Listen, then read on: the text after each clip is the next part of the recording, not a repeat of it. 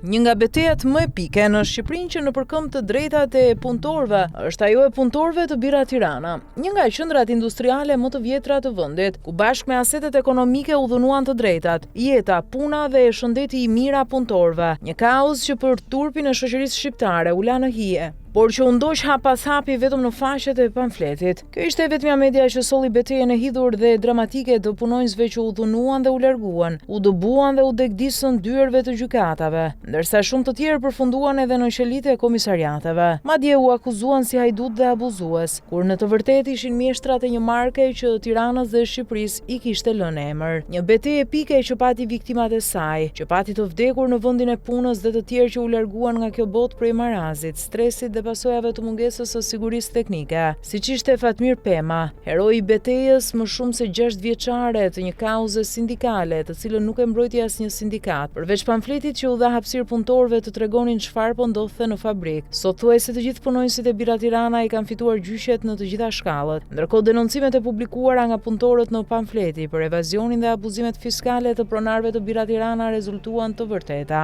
Pak ditë më parë u sekuestruan automjete dhe objekte luksoze në pronësi të personave që në ndërgjegjen e tyre mbajnë peshën e dhimbjeve, vuajtjeve dhe padrejtësive të shkaktuara ndaj mijëra njerëzve. Dhe atje lart Fatmir Pema bashkë me shokë të tjerë, ndoshta po e vëzhgojnë këtë moment duke buzëqeshur, duke u gëzuar për një fitore të madhe. Një fitore që Fatmiri dhe shokët e tij ndoshta po e shijojnë me një gotë Bira Tirana bio dhe me ujë selite, ashtu siç bënin dikur mjeshtrat dhe punëtorët e përkushtuar të atij kombinati ikonik që ka mbetur në kujtesën e shqiptarëve, ndërsa të ashtu quajturit pronar, që në përkëmbën jetë njerëzish dhe shkaktuan aq shumë brenga, sot janë ndër njerëzit më të urryer. Deri dje shisnin mend dhe bënin karshillok me makinat luksoze në hotelet më të shtrenjtë, por sot nuk i kanë më as ato. Megjithatë, nuk janë të barabartë me ata që i në përkëmbën, sepse së paku nuk kanë me kë të pinë një gotë të ftohtë Bira Tirana në këto ditë të nxehta, ndryshe nga punëtorët që ndoshta kanë ruajtur ndonjë shishe të bekuar për të festuar këtë fitore. Një fitore që edhe pse askush nuk ua transmeton në ekrane, ata po e shijojnë fort, sidomos në këtë vap, sepse ato bire kanë bërë vetë me mendjen, djersën dhe duart e tyre.